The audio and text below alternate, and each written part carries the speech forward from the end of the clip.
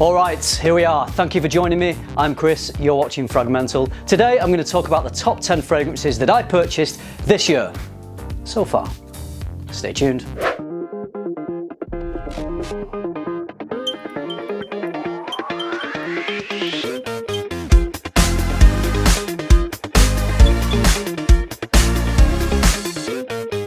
So, because I'm some bloke who stands in front of his camera and talks about fragrances, then uploads the videos to YouTube, I am lucky enough to get sent quite a few free fragrances. However, I still purchase plenty of the fragrances in my collection, and this video is all about the top 10 fragrances that so far I've purchased this year. I'll do another video at the end of the year and we'll see if some of these remain in there, but I thought because we're just over halfway through the year, I would just give you a little update about what I've been buying.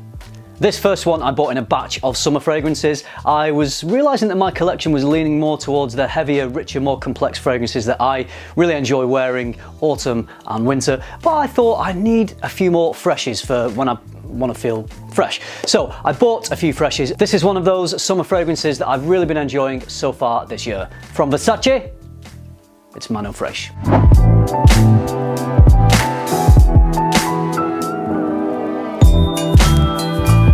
Not much to this one other than it being a refreshing zesty citrus fragrance, but if you're in the mood for a refreshing zesty citrus fragrance, this ticks all the boxes. It's got just the right dollop of sweetness and enough wood to stop it from becoming too fleeting. I get pretty decent performance of this, but I do have to wear it in the heat, otherwise I do lose it quite quickly. But wearing this on a hot summer's day, it's a winner. The icing on the cake is the price. I paid just £38 for this 100ml bottle. You can probably get it even cheaper. For that price, you can shower in it.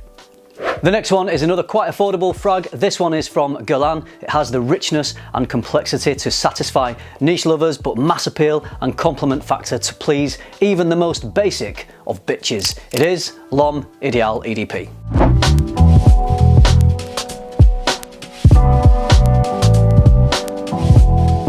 I also got the cologne and the extreme, but this so far is my favourite of them. The cologne is great for summer, spring. The extreme, I was a little bit underwhelmed when I first smelled it and I did a first impressions. It has grown on me a little bit. I do enjoy it. It's an enjoyable fragrance, but it sits quite close to the skin and it certainly doesn't have the pop, it doesn't have the interest, and it doesn't have the kind of projection that this one does. So overall, this is still my favourite from the line. It has a tasty cherry almond pop to it. It's rich, yet not too heavy. Pretty decent performance. If you're looking for a potentially compliment getting fragrance for spring, autumn, winter, get this bad boy sniffed. I love Dior. It's probably my favourite designer house. I bought this boozy vanilla fragrance earlier in the year. I cannot wait to wear this more towards the end of the year when I think it will excel. From the Fahrenheit lineup, it is the flanker Fahrenheit Parfum.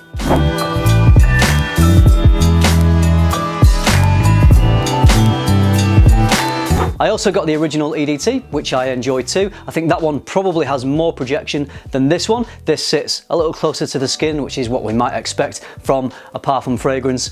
I love the richness of this. It really connects with the original Fahrenheit DNA, but modernizes it. It sweetens things up. It has a refined, sophisticated, kind of cozy feel, and also I think comes off a little sensual as well. With Dior, you're always going to be getting quality, and this one is no exception.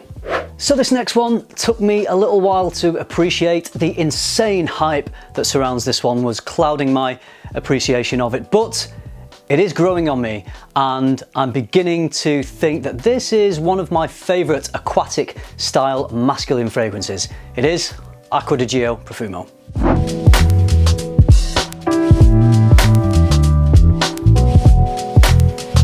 I'm still not going to be giving this one silly amounts of hype, but I have really been enjoying it on warmer days. It has a freshness, but I prefer it to something like, say, Versace Fraiche. I think this has more complexity to it. There's incense in here, which may be adding to what I get as an intoxicating, mysterious, oceanic type of vibe, which I'm really getting on with. Took me a while to get this one, but really glad I did. I love a bit of iris, and this line is very well known for it. From the Prada L'Homme line, it's Prada L'Homme Low.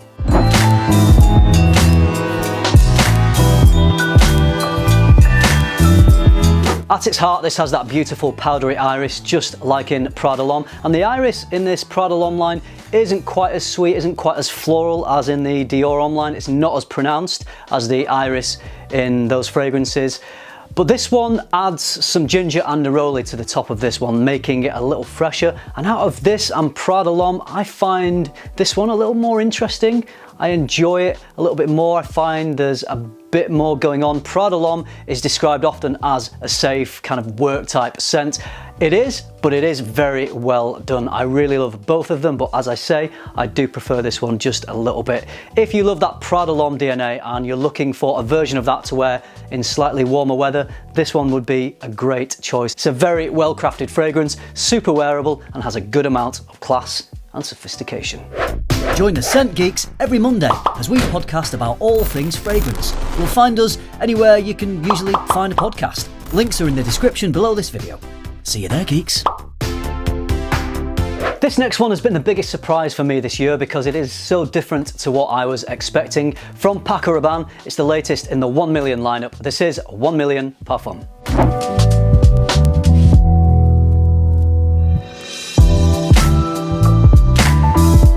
So this just could have been a richer, more concentrated take on the original 1 million, but it doesn't do that. It takes a slightly more creative route. It has that fruity gourmand DNA of 1 million, but it adds some salty tuberose. So it has this really lovely solar accord. Kind of makes me think of rubbing sun cream onto warm skin when you're in a sunny, hot place on holiday. It's got that quite rare thing that it's a rich, quite heavy fragrance, but I think it works just as well in the heat of summer as it does at other times of year. It's a great addition to the 1 million line. Great surprise, great fragrance.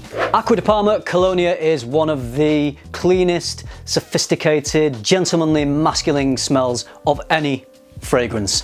It has this appealing classical quality to it. This one takes that classical Acqua di Parma Colonia DNA and adds a contemporary twist, which results in Colonia Intensa.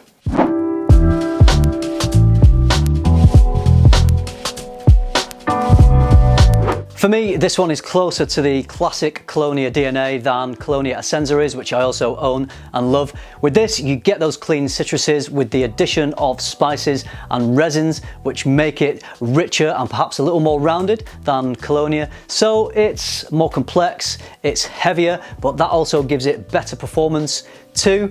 If you're looking for a year-round take on that classic tried and tested Colonia DNA, give this one a sniff. I love the Dior Homme line because of the iris that is present in some of them. This is a slightly fresher take on the Dior Homme DNA. I also have Dior Homme Cologne and Dior Homme Sport, but those two fragrances do not utilize iris, whereas this one does magnificently. It is Dior Homme Eau.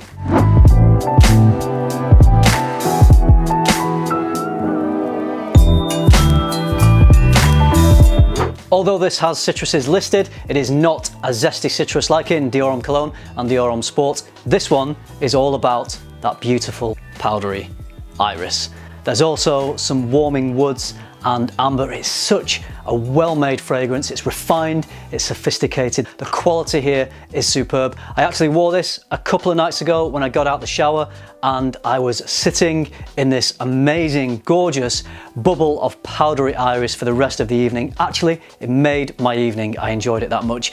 I believe this one is discontinued. I struggled getting this one, but I managed to find a shop that was selling it. So if you look at discounters, it might still be available. You may have to try quite hard to find this one, but in my opinion, it's worth it. I mentioned this one in a video I made earlier this year about some of my best purchases so far of 2020. Many people will describe this one as a masterpiece. From Tao Perfumes, it's L'air de Desert Marocain.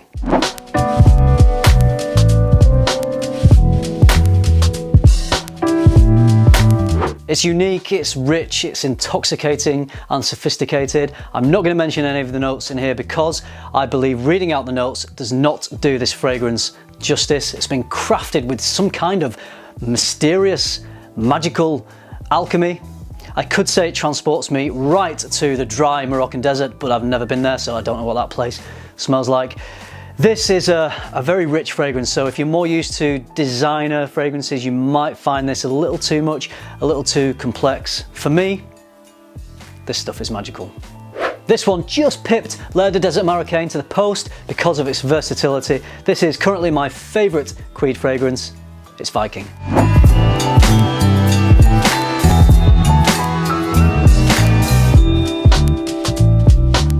Viking is currently one of my favourite gentlemanly fragrances. It has a refreshing mint, a hint of rose, warming woods. It just oozes class and quality.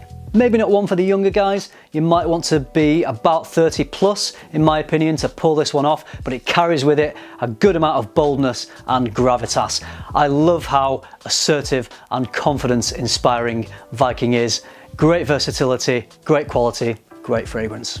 So that completes the list. Those were my top 10 fragrances that I purchased this year. Obviously, there's still quite a lot of the year left to go, so I'm looking forward to seeing what I might buy between now and the end of the year, and I will do another video and we'll see if some of these remain in the top 10 or if some of my future purchases may knock them out of this top 10 list.